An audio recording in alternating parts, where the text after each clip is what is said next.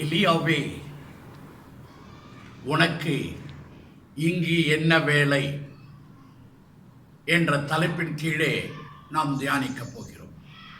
தேவனுக்கு மகிமை உண்டாகட்டும்.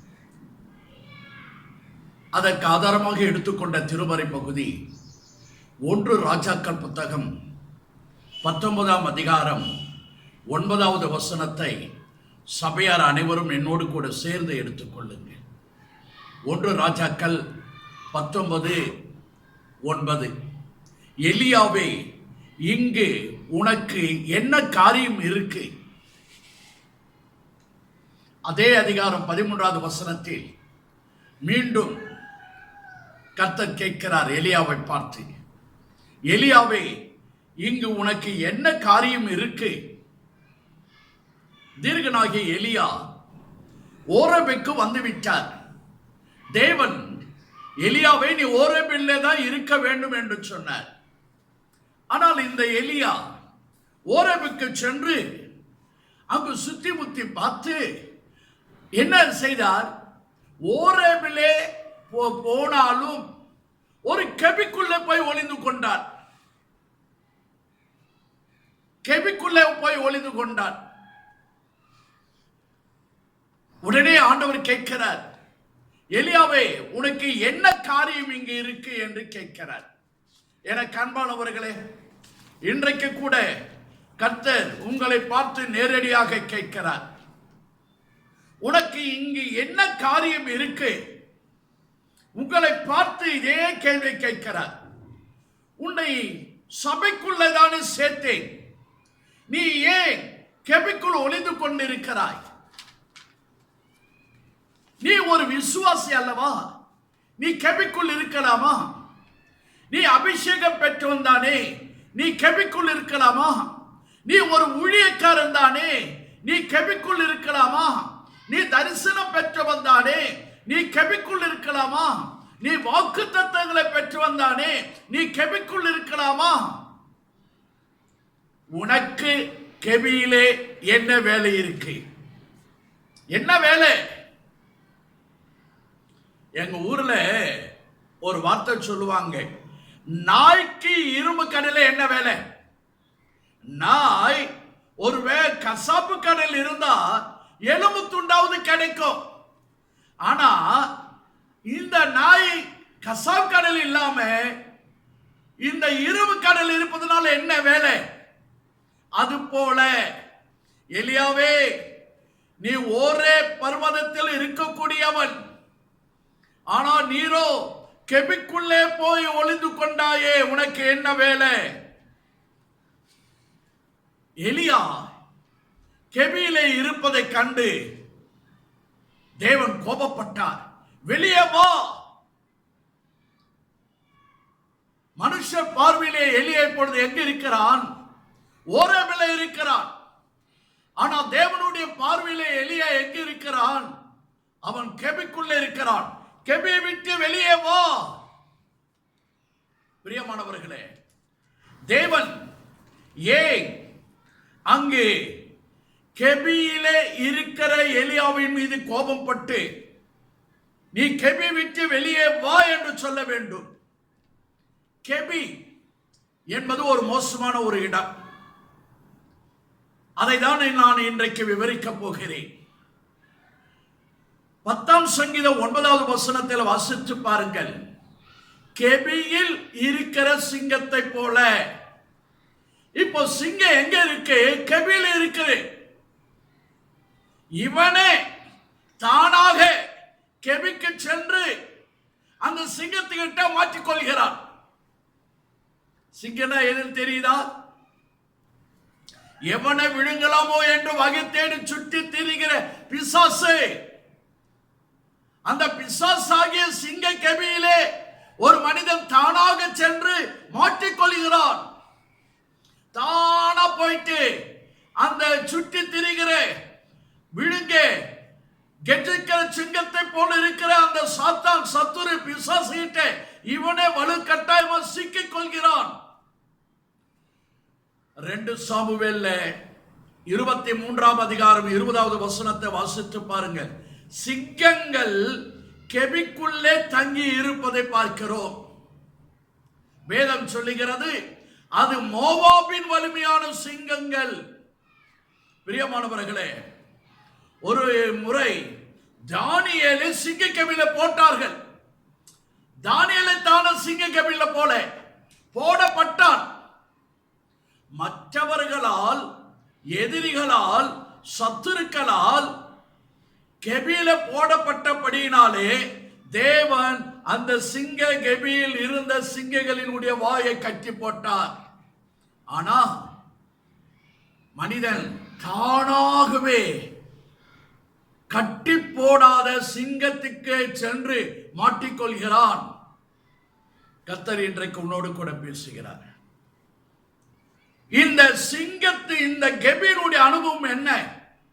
திருமறையிலே யார் யார் கெபிக்குள்ளே சென்று தன் ஜீவியத்தை அழித்துக் கொண்டார்கள், யார் யார் தன் ஜீவியத்தை கெடுத்துக் கொண்டார்கள் என்பதை நாம் சிந்திக்க போகிறோம். நீ ஓரேபில இருக்கிறாயா அல்லது ஓரேபில இருக்கிற என்று சொல்லி அங்கு இருக்கக்கூடிய கெபிக்குள்ளே சென்று சிக்கிக் கொண்டாயா? கெபியினுடைய அனுபவம். ஆதியாகமம் 19ஆம் அதிகாரம் 30வது வசனத்தை வாசித்து பாருங்கள்.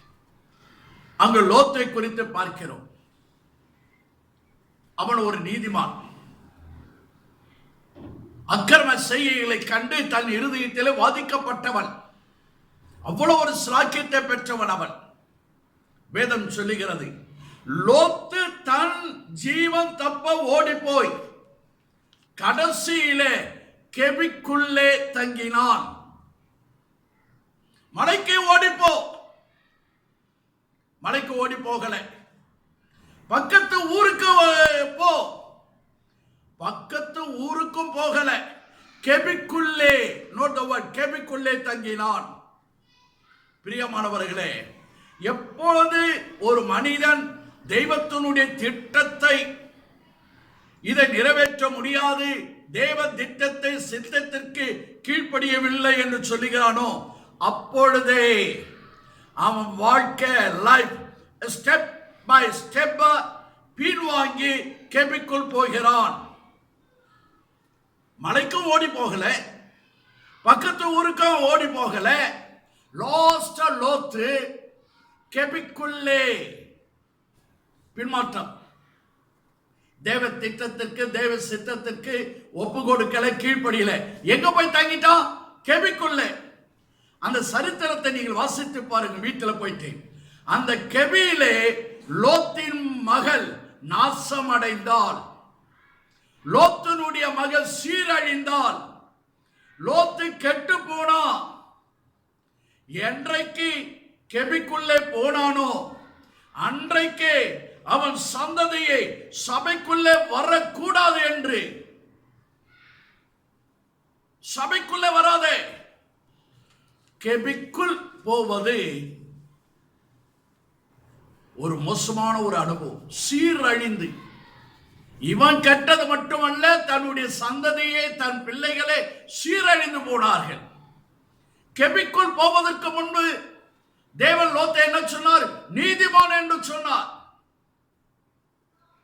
கெபியிலே தான் முறைக்கற்று ஒழுக்கம் கெட்டு போன இடம். சபைக்குள்ளே வந்த பிறகு நீங்க ஏன் பாழாய் போன வாழ்க்கைக்கு, பாவம் நிறைந்த வாழ்க்கைக்கு, சபிக்கப்பட்ட வாழ்க்கைக்கு ஏன் நீ திரும்பி போகிறாய்? சிலர் சொல்லுவாங்க, அவன் ஒரு பாவி, அவன் அந்த பாவம் செய்யறா, இவன் இந்த பாவம் செய்யா, அவளா யோகி இல்லை. மற்றவர்களை பாவி பாவி பாவி என்று சொல்லுவான். லாஸ்டா இறுதியிலே இவனே பாவத்தில் விழுந்து விடுகிறான். இதுதான் கெபியினுடைய வாழ்க்கை. நீதிமானாகிய லோத்து தேவ திட்டத்திற்கு, தேவ சித்தத்திற்கு ஒப்பு கொடுக்கல, கீழ்ப்படியில. லாஸ்டா கெபிக்குள்ள போனான். இவன் கெட்டது மட்டுமல்ல, தன் குடும்பத்தையே சீரழிய வைத்து விட்டான். யாராகிலும் இங்கே கெபிக்குள் இருக்கிறீர்களா? நீ ஓரேபிலே இருக்கக்கூடிய மனிதன். ஏன் கெபிக்குள்ள சென்று உன் வாழ்க்கை மட்டுமல்ல, உன் குடும்பத்தை சீரழித்து விட்டாய்? வெளியே வா. உனக்கு என்ன வேலை இங்கு? இன்னொன்று கெபியினுடைய அனுபவத்தை சொல்லட்டும். யோசுவாவின் புத்தகம் 10ஆம் அதிகாரம் 16, 17, 18 வசனங்களை வாசித்து பாருங்க. 5 ராஜாக்கள் கெபிக்குள் ஓடி ஒளிந்து கொண்டார்கள். வேறு வார்த்தையில சொல்லட்டும், 5 ராஜா, மெய், வாய், கண், மூக்கு, செவி, ஐம்புலன்கள், மனிதனுடைய அவயத்தில் இருக்கிற இந்த ஐம்புலன்கள் கெபிக்குள்ள சென்று தங்கிவிட்டது. வேதத்திலே கெபிக்குள் இருந்த அந்த 5 ராஜாக்கள் அழிக்கப்பட்டார்கள். அதுபோல இன்றைக்கு மனிதனுடைய பார்வை சரியில்லை, மனிதனுடைய எண்ணங்கள் சரியில்லை, மனிதனுடைய விருப்பங்கள் சரியில்லை, மனிதனுடைய வாஞ்சைகள் சரியில்லை, தோற்றங்கள் சரியில்லை. கெட்டு போன வாழ்விலே மனிதன் ஜீவிக்கிறான். அதுதான் கெபியின் அனுபவம். பரிசுத்தமான உணர்வு, பரிசுத்தமான பார்வை, பரிசுத்தமான எண்ணங்கள் இன்றைக்கு இல்லாமல் ஏதாவது ஒரு கருத்தை நீ இப்படி வாழணும் அப்படி வாழணும்னா 1000 தத்துவங்களை பேசி, சைக்காலஜியா பேசி, நானே பெரிய புத்திமானை போல பேசுகிறார்கள். எனக்கு ஈஸியா தெரியும், இவங்க மெய், வாய், கண், மூக்கு கெபிக்குள் இருக்கிறது சிக்கிக் கொண்டார்கள். மனுஷர் பார்வையிலே நீங்க ஓரேபில் இருக்கலாம். என்னை போன்ற ஊழியக்காரர்கள் கேட்டால் ஓரேபில் இருக்கிறேன் என்று சொல்லலாம். ஆண்டவரோ உன்னை பார்க்கும் போது, மகனே மகளே, நீ ஓரேபில் இருக்கக்கூடியவன் அல்லவா? ஓரேபில் இருந்து கொண்டே ஏன் அந்த 5 ராஜாக்களை போல உன்னுடைய மெய், வாய், கண், மூக்கு, செவியை அந்த கெபிக்குள்ளே வைத்து உன் எண்ணத்தை நாசப்படுத்தி, உன் பார்வையை நாசப்படுத்தி, உன் சிந்தை விருப்பத்தை நாசப்படுத்தி நீ வாழ்ந்து கொண்டிருக்கிறாய். வெளியே வா, உனக்கு என்ன இங்க வேலை? 1977-78ஆம் ஆண்டு நடந்த ஒரு சம்பவம். நான் ஒரு பெரிய சபையில ஒரு பெரிய போதகர், பிரசித்தி பெற்ற போதகருடைய ஆலயத்திலே நான் ஊழியத்தில் இருந்தேன். அப்போ சண்டே கிளாஸ் டீச்சர் ஒருவர், அப்போலாம் சண்டே கிளாஸ் டீச்சர்னா நல்ல பைபிள் நாலேஜ் உள்ளவங்க, சீனியர் பர்சன், அவர்கள் ஒரு நாள் சினிமா தேட்டர் போயிட்டார். சினிமா படம் பார்த்துட்டு இருக்காரு. இன்டர்வல், இடைவெளின்னு வருமே, அப்படி வரும்போது லைட்லாம் போட்டாங்க. இவருடைய பேக்ரவுண்ட்ல சண்டே கிளாஸ் ஸ்டூடெண்ட்ஸ் 2 பேர் பார்த்துட்டாரு. இவர் ஸ்டூடெண்ட்ஸை பார்த்து இவரு கை கால் ஓடலை, பசங்களுக்கு டீச்சரை பார்த்தோன்னே கை கால் ஓடலை. இவர் வாத்தியராச்சே, சூப்பரா ஒன்று சொல்ல, டேய் உங்களை கையும் கழுவாம் பிடிக்கிறது தானே நான் சினிமா தேட்டருக்கு வந்துட்டேன். மறுநாள் ஆலயத்தில் போதகிற இடத்தில் சொன்னார்கள். அவர் ரொம்ப சீனியர் பாஸ்டர், ஞானமாக பேசி பேசி உண்மையை அறிந்து கொண்டார். இம்மிடியா ஆராதனை முடிந்த பிறகு, இனி நீ சண்டே கிளாஸ் டீச்சருக்கு அன்ஃபிட். பார்த்தீங்களா, அவர் நீக்கப்பட்டாருங்க. இருப்பது ஓரேபிலே, நீ ஜீவிப்பது ஓரேபினுடைய அனுபவத்திலே, ஆனால் போய் நிற்பது ஒரு தியேட்டரிலே.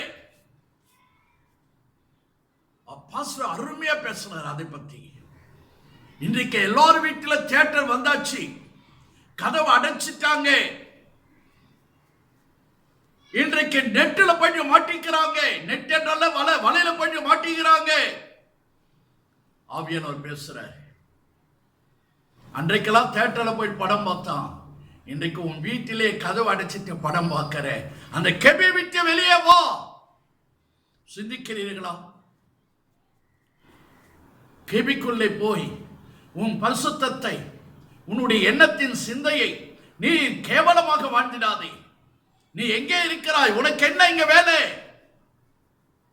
கெபியினுடைய இன்னொரு அனுபவத்தை சொல்லட்டும். நியாயாதிபதிகள் புத்தகம் 6ஆம் அதிகாரம் 2வது வசனம். இஸ்ரவேல் ஜனங்கள் தேவனுக்கு விரோதமாக நடந்த போது அவர்கள் மீதியானியருடைய தப்பிக்கும்படியாக கடைசியாக கெபியிலே போய் ஒளிந்து கொண்டார்கள். பிரியமானவர்களே, நியாயாதிபதிகள் புத்தகம் 6ஆம் அதிகாரம் 1 வசனத்தை வாசித்து பார்த்தால், கர்த்தரே அவர்களை 7 வருஷம் மீதியானவருடைய கையில் ஒப்பு கொடுத்தார். ஏன் ஒப்பு கொடுத்தார்? தகாதவைகளை செய்தபடியினாலே. எனக்கு அன்பானவர்களே, நீங்க கர்த்தருக்கு விரோதமாக செயல்பட்டால் நீங்க ஓடி போய் தங்கும் இடம் கெபியாக தான் இருக்கும். சத்துருடைய கை பழுத்து விட்டது. நான் ஒன்று சொல்லட்டும், உங்க கை பழுக்கும்படியாக கர்த்தருக்கு விரோதமாக ஜீவிக்காதீர்கள். இன்றைக்கு ஏங்க சபைக்குள்ள இருப்பவர்களுக்கு, விசுவாசிகளுக்கு கேடான சிந்தனை இருக்கு? அவங்க கர்த்தருக்கு விரோதமாக வாழ்ந்தபடினாலே கர்த்தரை அவர்கள் ஒப்பு கொடுக்கிறார். ரோமர் 1 அதிகாரம் 24, தேவன் அவர்களை அசுத்தத்திற்கு ஒப்பு கொடுத்தார். அதே அதிகாரம் 26, தேவன் அவர்களை இச்சை ரோகங்களுக்கு ஒப்பு கொடுத்தார். ரோமர் 1:28, தகாதவைகளை செய்யும்படி கேடான சிந்தைக்கு ஒப்பு கொடுத்தார். இதெல்லாம் ஒரு தோல்வியினுடைய ஜீவியம். இதுதான் கெபியினுடைய அனுபவம். மோசமான வியாதிகள், மோசமான எண்ணங்கள், அசுத்தமான பார்வைகள் ஏன் உங்கள் ஜீவியத்தில் இருக்கு? தேவனுக்கு விரோதமாக வாழ்ந்தபடியினாலே கெபியிலே போட்டு தஞ்சம் புகுந்தீர்கள். நீங்க கெபிக்கு போனால் நீங்களே சாத்தானுடைய கரத்திலே மாட்டிக்கொள்கிறீர்கள். பிரியமானவர்களே, எசேக்கியேல் 33:27, கெபியிலே இருப்பவர்கள் கொள்ளை நோயினால் சாவார்கள். தானியேல் 6:26, குற்றம் சாட்டினவர்கள் மட்டுமே கெபிக்குள்ள போடப்பட்டார்கள். மனைவியை குற்றம் சாட்டுவது, கணவனை குற்றம் சாட்டுவது, மாமியாரை மருமகளை குற்றம் சாட்டுவது, ஊழியர் சபை மக்களை குற்றம் சாட்டுவது. நான் சொல்றேன், யாரை நீங்கள் குற்றம் சாட்ட உங்களுக்கு உரிமையே இல்லை. மற்றவனை குற்றவாளியாக தீர்ப்பதற்கு நீர் யார்? வெளிப்படுத்தல் 12:10, குற்றம் சாட்டுவது சாத்தானுடைய வேலை. அப்படின்னா நீ கர்த்தருக்கு ஊழியக்காரனா சாத்தானுக்கு ஊழியக்காரனா? எதை செய்தாலும் குற்றம். லாஸ்ட்ல நீங்கள் லூசிபராக போய் விடுவீர்கள். பொய்யை கலைந்து மெய்யை பேசுங்கள்.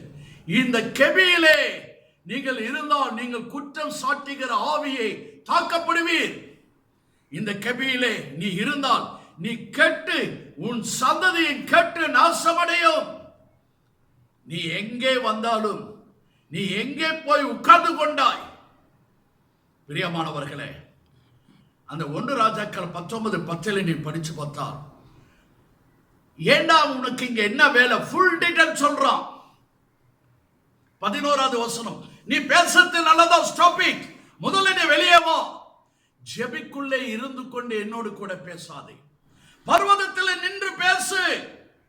1 ராஜாக்கள் 19:13வது வசனத்தில் அவன் கெபி விட்டு வருகிறான். எங்க வந்து நின்றான் தெரியுமா? முக்காடு போட்டுக்கொண்டு கெபியின் வாசலிலே வந்து நின்றான். வாசல்ல.